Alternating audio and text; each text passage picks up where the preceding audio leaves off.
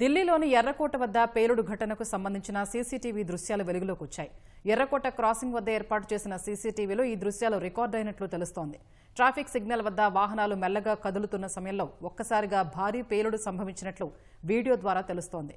ఈ నెల 10న సాయంత్రం 6:50 పేలుడు సంభవించినట్లు సీసీటీవీ ఫుటేజ్లో రికార్డ్ అయింది. ఈ కేసు దర్యాప్తులో ఈ వీడియో కీలకంగా మారే అవకాశం ఉంది. సోమవారం సాయంత్రం సంభవించిన పేలుడులో 12 మంది మృతి చెందగా పలువురు గాయపడ్డారు.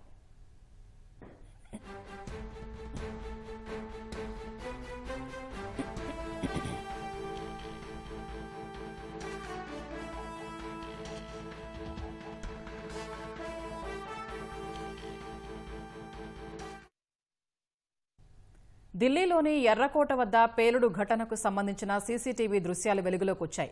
ఎర్రకోట క్రాసింగ్ వద్ద ఏర్పాటు చేసిన సీసీటీవీలో ఈ దృశ్యాలు రికార్డ్ అయినట్లు తెలుస్తోంది.